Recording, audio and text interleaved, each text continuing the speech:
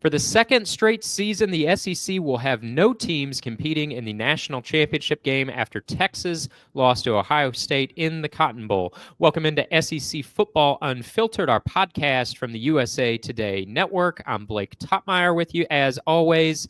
Co-host John Adams is out this week on vacation, traveling Florida, where it is warmer than it was in Dallas for the Cotton Bowl in the college football playoff semifinals.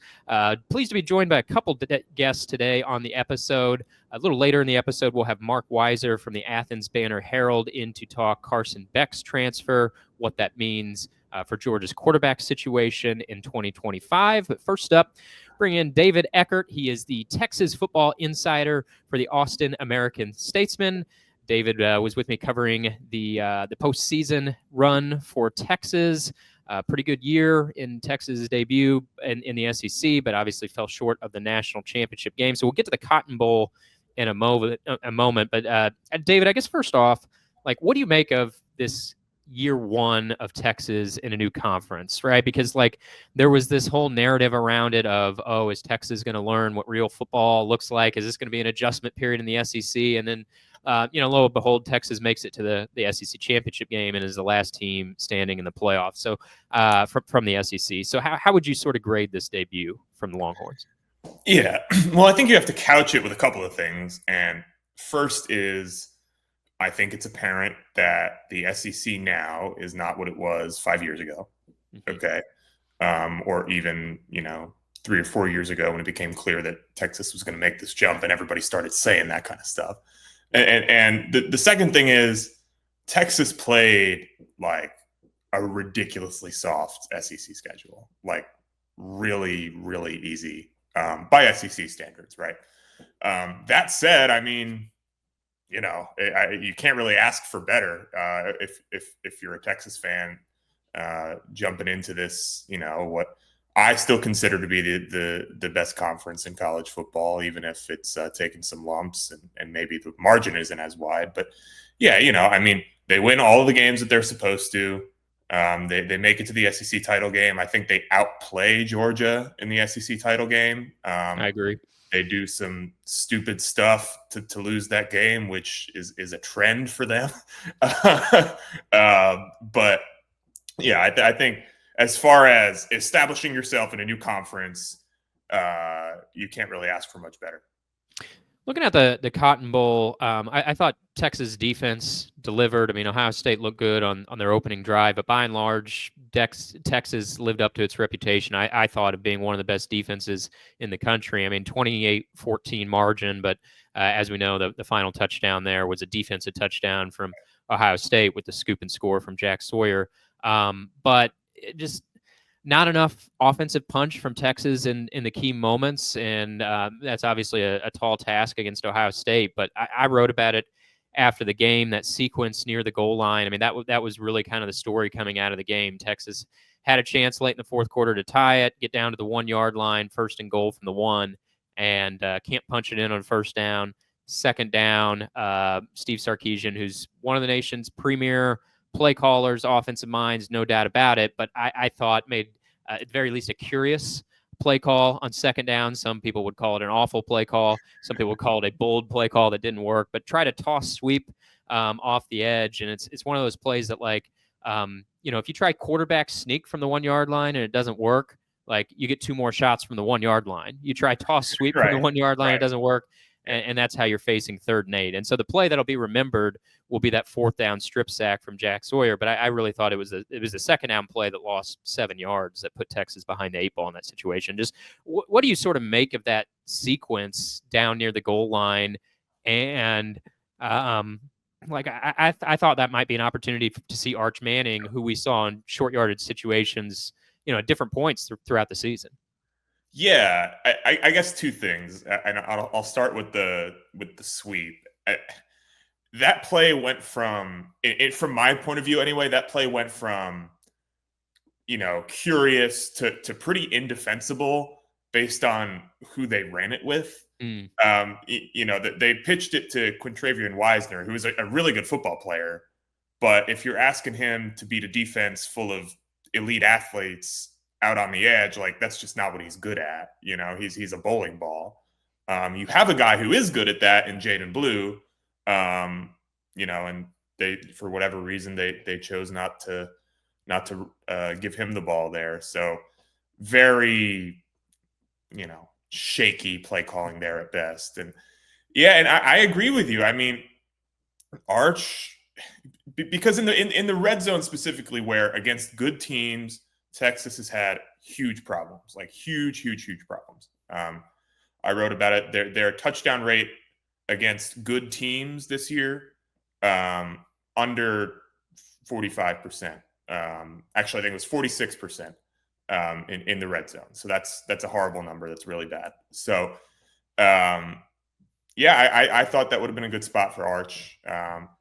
Look, it's a math equation, right? And because if you stick in a quarterback who can run the football, all of a sudden you add a guy onto the list of players that the defense has to defend. Mm-hmm. Okay.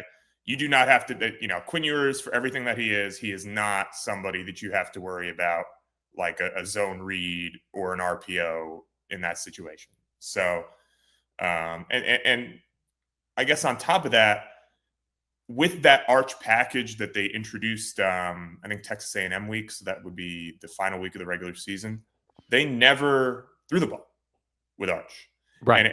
And we were all like, all right, they're setting it up. They're going to wait for a big moment and they're going to just let him throw a pop pass or do something. They never did. And, that feels like a situation where maybe that would have been warranted. Mm-hmm. Mm-hmm. And I do wonder, and we don't know the answer to this, but we saw Arch earlier in the game on a 4th and 1 run.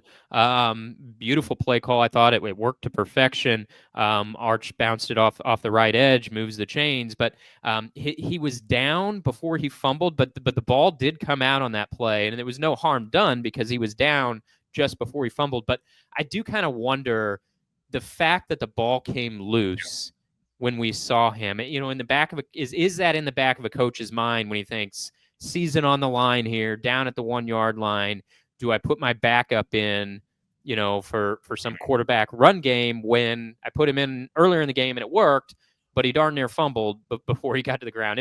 Again, we won't know the answer to that, but I'm wondering if that ball doesn't come out from Arch earlier in the game, do we see him down in that situation? I don't know. Yeah, it's an interesting question. And I think that actually harkens back to the Jaden Blue point that I was making too, because he puts the ball on the ground constantly, like huge fumbling problems. And so that might be the reason he wasn't on the field for that pitch.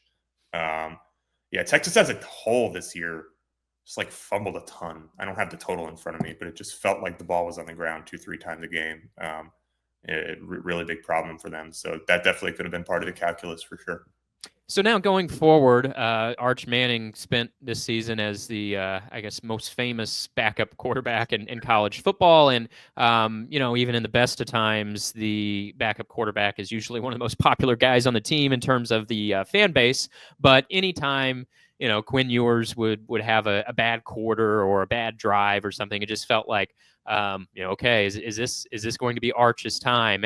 And he did step in for a couple games while Quinn was hurt. And as you mentioned, they put in the Arch package late in the season. But now it's Arch's time. I mean, undeniably, the Arch era is here. So I guess 2-part question. One, like, what do you see as Quinn Ewers' legacy at Texas? Because he got them to the semifinals back-to-back years. He smooths this transition into the SEC, but couldn't get them all the way over the hump. Like the jokes about Texas is back are now passé. Like, I mean, that's real. Texas is back, but they're not quite all the way over the hump. And so, what do you think? How will Texas fans remember Quinn Ewers? And B, what's sort of the ceiling, the upside that you're looking at for the Arch Manning era? Yeah, it's interesting. I actually think Arch's existence and probably the proof of concept that they got from him being, pretty awesome for the 2 or 3 games that he played has like directly impacted Quinn Ewers' legacy. And because all of a sudden Quinn Ewers becomes this guy who, wait a second, is he holding us back type of thing? I mean, it's instead of, all right, here's this guy who's done all this great stuff that's helped elevate this program back to, regular national championship contention, it looks like. Now he's the guy that's, I wonder if he wasn't on the field, if things would have been different. And that's not everybody. That's definitely a minority of Texas fans, but it impacts the legacy, I think. But how I think of Quinn Ewers is, just kind of steady Eddie. He's reliable, and he's been a really big foundation on which they built this program. So I don't think Steve Sarkisian's turnaround happens as quickly or as smoothly without Quinn Ewers. But moving on to Arch, I mean, I saw one of the betting sites made Texas the preseason national championship favorite this afternoon. So I guess that tells you what the ceiling is right there. Yeah, no shortage of hype for the Arch Manning era. That's for sure. Yeah. And that to me really is just like all Arch Manning hype, because if you look at the other pieces of this roster, I mean, they're losing a ton. Like they're going to have to replace a ton of veteran production.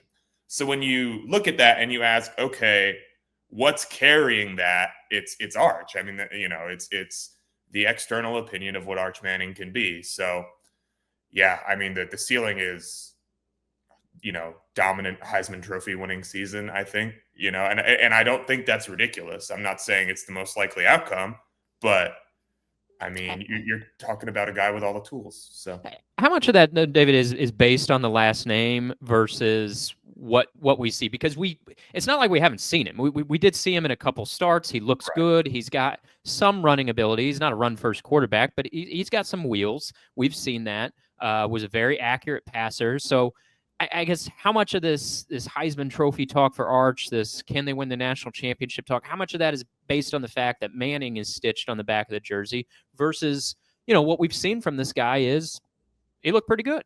Yeah, I mean, it's an interesting question. I don't know that you can directly answer it. I guess what I'll say for me, right? So this is my first year covering Texas, and I arrived here kind of.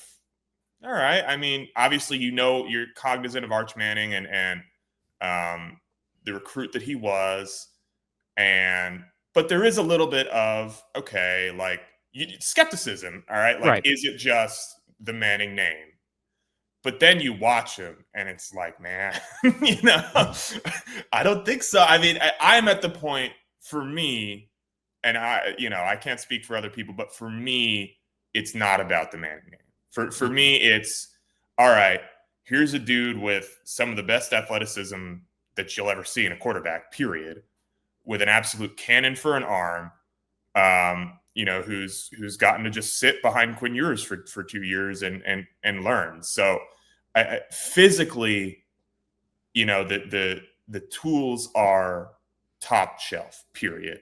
The question becomes, all right, can he do all of the other things that matter at quarterback, right? Can he diagnose defenses at the line of scrimmage? Can he make smart reads? Can he lead his team? That we don't really know. I mean, with all due respect to UTSA and Mississippi State and ULM, you're not learning those things in those games. So, but I don't know. To me, I'm basing my hype off of what I saw, not the name. Mm-hmm. Do you think it would behoove Quinn Ewers to come back and play one more year of college football somewhere else and pull like the Carson Beck? Because as we record this on a Monday afternoon, the expectation is that Quinn Ewers will go to the NFL. He sort of tipped his hand on that in an interview before the Cotton Bowl with ESPN, in which he indicated that he's probably bound for the NFL. But we thought that too about Carson Beck. That was sort of the general feeling, the expectation around Carson Beck is that he was NFL bound, and then he transfers to Miami for a lucrative NIL deal. The numbers kind of vary depending on who you're reading, but multiple millions, it seems safe to say, for Carson Beck transferring to Miami. And so we've seen some wild numbers kind of thrown around for Quinn Ewers if he were to transfer somewhere next year. But I think what's not wild is that he could transfer somewhere and get a multi-million-dollar deal to be somebody's quarterback next year, and would probably be darn good doing it because we believe he is a good quarterback. So, I mean, do you think it would behoove him to come back and play one more year of college ball, or how do you kind of weigh that versus NFL draft stock? Yeah, I think I have a hard time seeing a situation where that is not the best financial decision for him. Another year of college ball? Yeah, yes, yeah.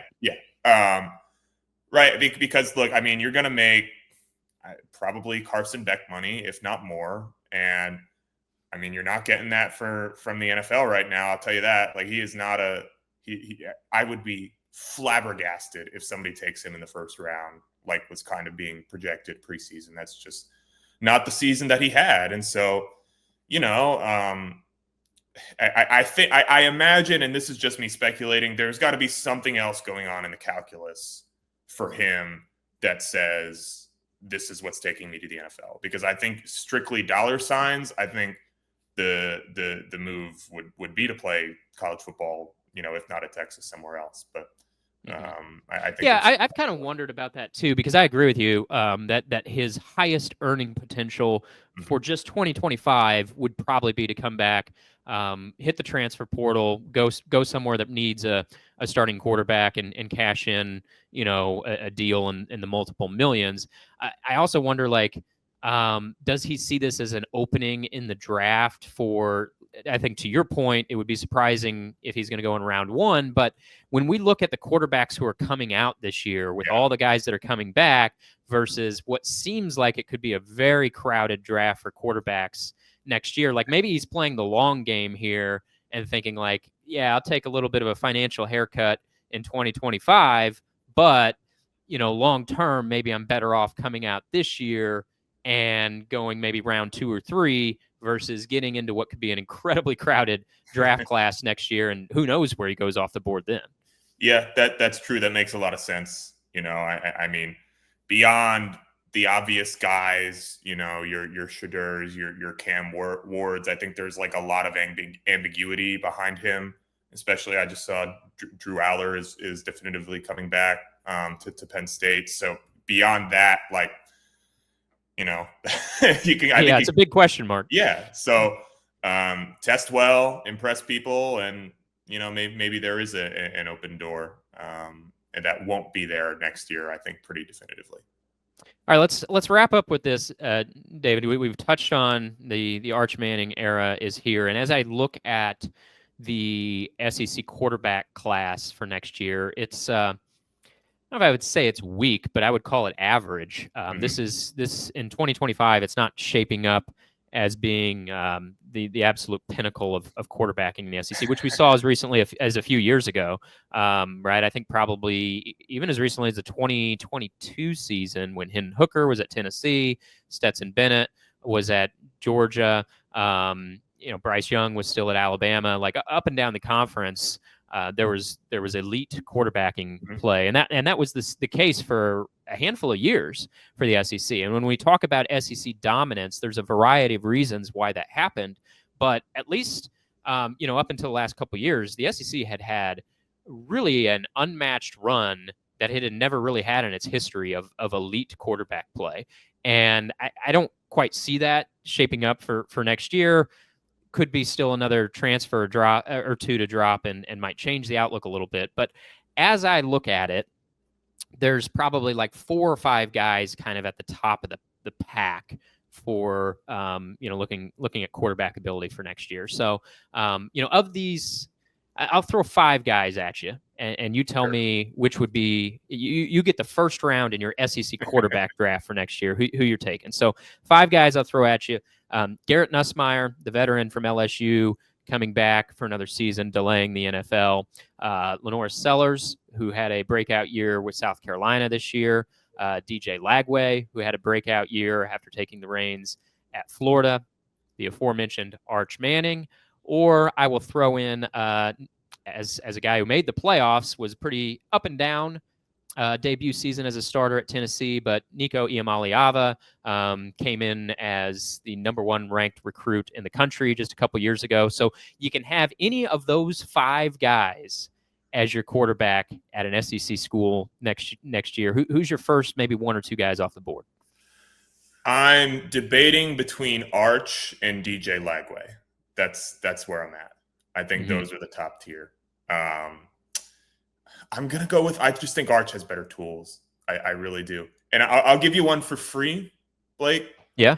Austin Simmons at Ole Miss will be better than 2 or 3 guys on that list. You think so? Okay. Yeah. Yeah. So you might take him number 3 or 4 in your pecking order? Yeah. 3. Yeah. What do you think of Nussmeier? Because, like, I'm one of these guys that, like, I'm tempted by the very high floor type of guy. I mean, I love Lagway. I would be really – Lagway and Arch would – one of those two would be in my top 2. I would either go Lagway or Arch in my top 2. But I think the other one, I would go with Nussmeier because I do love his arm and really high floor guy. Like, you're not going to get a disastrous season out of Nussmeier. But you just look at him as, like, he's peaked. You know what he is and maybe some higher upside with the other guys, or how do you view him? I'm an upside guy. So I think we're viewing the question differently. You know what I mean? But, yeah, I think if you're thinking about floor, he's your pick. For sure. You know, I'm at the point with that staff at LSU that I just like, I don't have the confidence in them to put together enough good stuff around the floor guy so that the floor guy matters, you know? That's kind of a convoluted way of explaining that I think they need somebody who wins games for them at quarterback instead of just doesn't lose them. But yeah, no, I see where you're coming from, but I think we have some philosophical differences on I guess, what we chase at quarterback. Yeah, and the other X factor of this, too, is, like, Nussmeier is not the running threat that DJ Lagway is, that Lenore Sellers is, or even that Arch Manning is. I mean, I would not put Arch in the category of Lagway or Sellers, but he can run it and provide you a little wrinkle in a way that Garrett Nussmeier is not. Everything from Nussmeier has to come from his arm. So final thing for you, David, I'm going to ask Marc Weiszer the same thing when I get him in here talking about Georgia. But final thing on Texas, as we look at Texas's schedule for next season, we know the conference games, they're the same as this year with the location flipped. And as I think you correctly pointed out earlier, Texas had one of the more favorable SEC conference draws of anybody. Now, teams fluctuate from year to year, and they will have to go to Georgia next season. They'll have to go to the Swamp. I think Florida will be markedly better. So the schedule could be a little bit tougher inside the SEC, even while playing the same opponents. And we know they open the season against Ohio State in Columbus. So given the change at quarterback, even with a high upside guy, given some of the the personnel changes elsewhere, as you said, one odds maker has it set as Texas is the favorite next season. What do you sort of look at as kind of floor and ceiling, though, for this team next year? Yeah, I'd set their win total at 9.5. And just because, again, you have to go to Ohio State in week 1. I mean, it's not going to get much more difficult than that. I think their SEC schedule is more difficult than it was last year. I'm going to assume that Oklahoma is not a complete mess. Seems like they've got a pretty good quarterback there.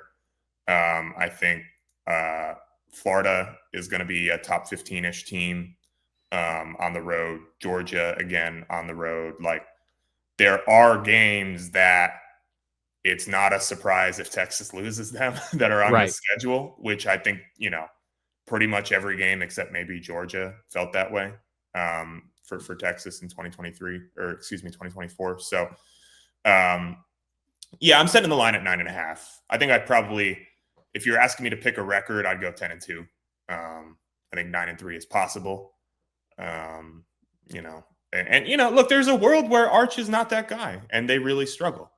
Again, not my most likely scenario, but I think if you're going to talk about him being this Heisman, front runner or Heisman finalist potentially, I think you also have to mention, there are plenty of toolsy quarterbacks in college football who actually don't work. That's not a entirely unheard of thing. So, but yeah, I think 9.5 is where I'd set the line. All right, he is David Eckert. You can find all his coverage of Texas over at statesman.com. Does a great job covering the Longhorns. And thanks for joining us on the pod today, David. Appreciate it, Blake. Thanks. Pleased to be joined now by Marc Weiszer, the Georgia beat writer for the Athens Banner-Herald. Marc, it's been a busy couple weeks for you. I know we saw each other at the Sugar Bowl, covering Georgia's exit for the postseason, and then now in the offseason, the quote-unquote free agency period. Kind of a surprise development, I guess, from Carson Beck, who we had thought maybe was going to the NFL draft, and then pivots, declares for the transfer portal, and winds up at Miami in what's been reported as a pretty lucrative deal, depending on your media outlet of choice. We've seen $3 million reported from The Athletic. CBS Sports reported $4 million for the NIL deal for Carson Beck. Whatever the figure it is, it seems to be in the multiple millions of dollars for the former Georgia quarterback transferring to Miami. So let's start there, Marc, with Carson Beck continuing his college career, but not at Georgia. What does this mean for Georgia, do you think, with seeing Carson Beck kind of walk out the door and their quarterback situation? And do you think it would have behooved Georgia to try to keep him for another season? You know, I would think that Georgia and Carson Beck kind of they didn't cut ties after the injury, but it sure felt like they were kind of already had gone their separate ways. Beck was with the team the day after the SEC championship game while he was awaiting the MRI result. But once it was determined that he had to, had a serious elbow injury and ultimately ended up needing surgery, he was out of here. He was in Jacksonville. He eventually ended up in California getting his surgery. And you didn't see him or hear him. Well, you never heard him during the Sugar Bowl, but he was on the sideline for the game. And there was some question. I mean, we were wondering, those that cover the team, whether he would, make the trip. He did, so credit him for that. But, it felt like the team, the players had kind of moved on. So, if he had announced he was going into the portal, say, a week after the injury, then I think it would have kind of shook things up more. But I think Georgia fans thought, his time at Georgia was over no matter what. Now, should they have gotten into a bidding war with them to, with Miami or someone else? And I talked to someone in the NIL space before Beck was official to Miami, and the number that he said for someone with Beck's experience was in the $4 million ballpark. So maybe it is in that range. But I don't think Georgia was going to go there and risk losing Gunnar Stockton, Ryan Puglisi, who looked like the future at that position. What do you think, and I want to get to the future at the position for Georgia in a moment, but when it comes to Carson Beck, just sort of an interesting career at Georgia. Spent a couple seasons as a backup for the back-to-back national championship teams, and then year one as a starter was one of the best quarterbacks in college football. I mean, back in 2023, I gave some serious thought to having Carson Beck on as one of my 3 votes on my Heisman ballot for the 2023 season. Ultimately, I didn't vote for him for one of my spots, but he was among kind of the first players left off my list that I considered, and then comes back this year, and he quite frankly wasn't as good. I mean, made more mistakes, threw more interceptions, both statistically and just on the eye test. Did not have as good of an encore this season as what he was last year. Now, there could be multiple factors in that. I think, Georgia's offensive line probably better in 2023 than it was this season. And maybe more to the point, Carson Beck had more weapons to target a year ago than what he had this year. But, from your perspective, given the career that he had, I mean, he was involved in a lot of victories, but on the heels of Stetson Bennett winning back-to-back national championships, what do you think Carson Beck's kind of legacy goes down as at Georgia? Yeah, I wrote a story about Carson Beck that we'll publish on our website in the morning, and that was one of the aspects I looked at because, Georgia fans use the term DGD, which is damn good dog. And is Carson Beck a damn good dog? I think certainly he would have been, by the majority of the fan base, considered that if he just went to the NFL now. But if he goes to Miami and he gets them to the playoff, or Georgia sees him you're going up against a Notre Dame or Florida in a Hurricanes uniform, they're going to feel differently about it. And kind of the way that he flaunted his NIL gains. I guess if you are playing like you did in 2023, like you mentioned, maybe it doesn't bother folks as much, but it did this year, I think, to a certain segment of the fan base. He had a Lamborghini as part of some kind of deal, or he chose to spend that kind of money on his own. And he wasn't shy about putting that on his social media. Maybe he had a partnership with them that he's going to promote the brand.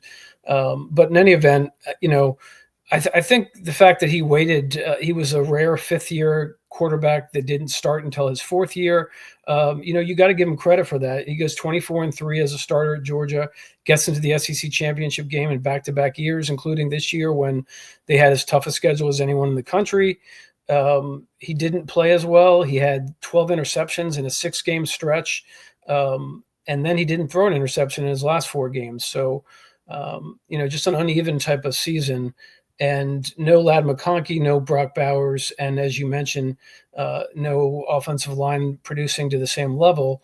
And then this wide receiving core had just untimely drops all over the place throughout the season. So all that stuff contributed to the kind of difficult year it was for him.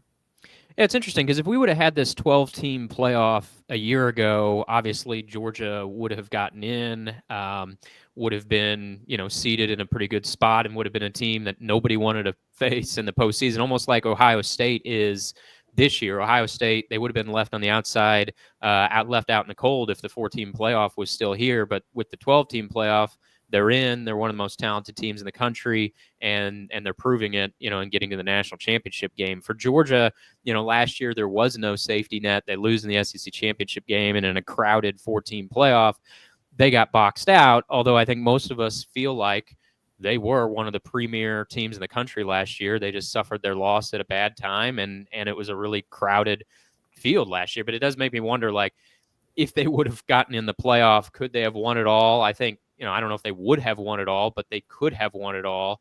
And I think that, if he has a national championship on his resume, Carson Beck, that sort of cements the legacy, I think, no matter what comes next. But as it is, coming on the heels of back-to-back and then now transferring to Miami, I do think it sort of muddies the waters for the way Georgia fans will look at him. But going forward now with Gunnar Stockton, I mean, we've seen a little bit of him. He starts the playoff game.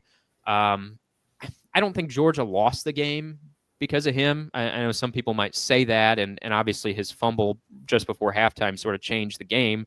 I don't know that Georgia should have even put him in that situation the way the game was going.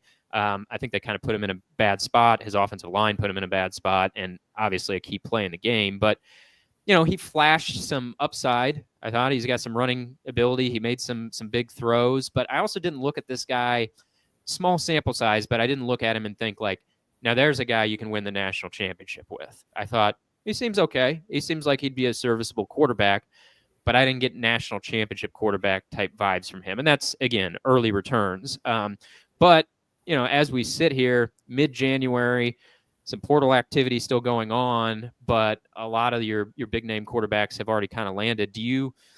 Is this Gunnar Stockton's job to lose at this point? Do you think there's still a real shot that Georgia goes into the portal and tries to add somebody to be their starting quarterback?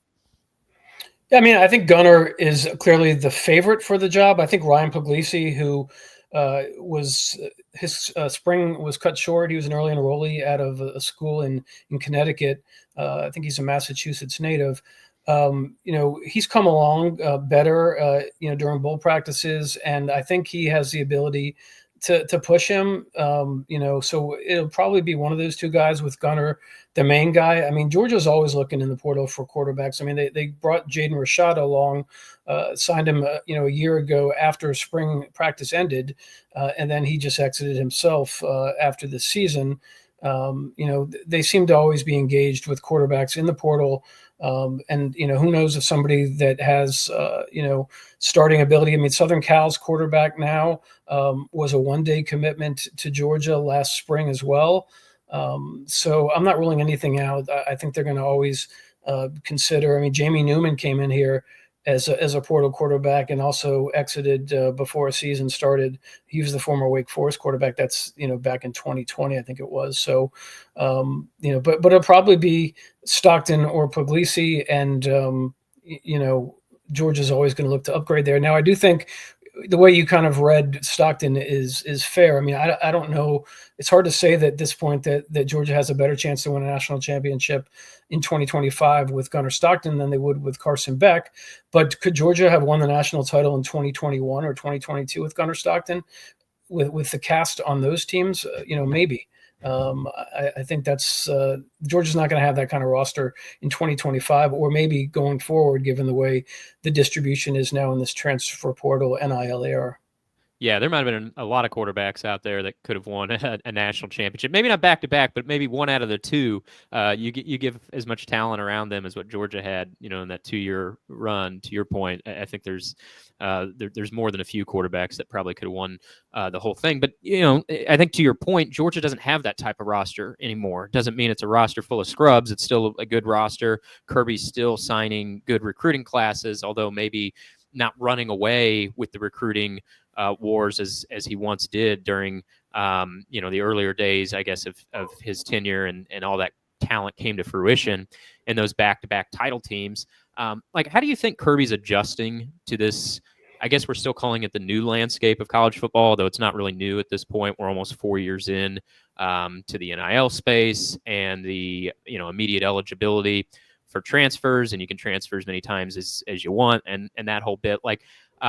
I feel like Kirby, he's been more active in the portal than, say, Dabo Swinney has. I mean, he's landed some shots in the portal, but he's still, by and large, been a guy who's more hung his hat on, signing a number 1, number 2, number 3 ranked recruiting class year after year, try to stack those up. And I think for a while, he was sort of the poster child for that can still work.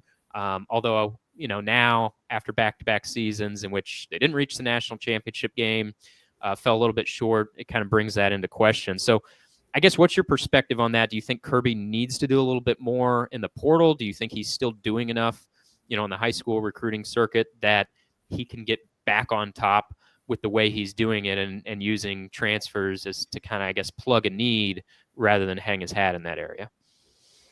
I mean, I think it's going to be an ever-evolving thing with Kirby. I mean, a couple of years ago, 2 or 3 years ago, he didn't sign anyone in the transfer portal. This past year, he signed, I think it was 9 guys that ended up being scholarship-type players.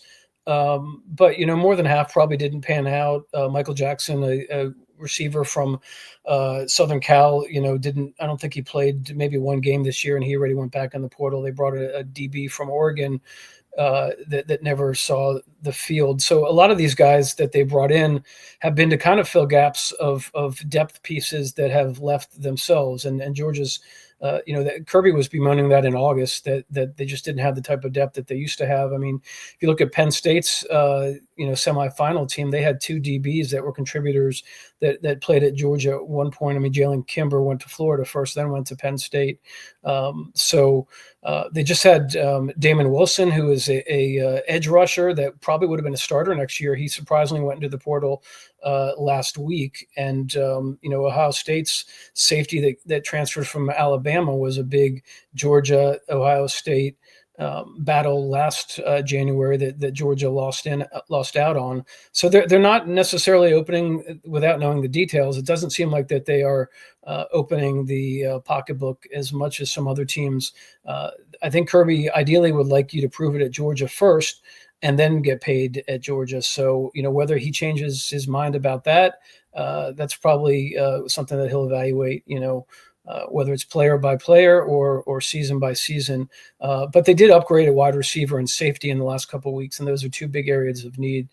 They went out and got Noah Thomas from Texas A&M, got one of the Branch brothers from USC, and they brought in 3 safeties.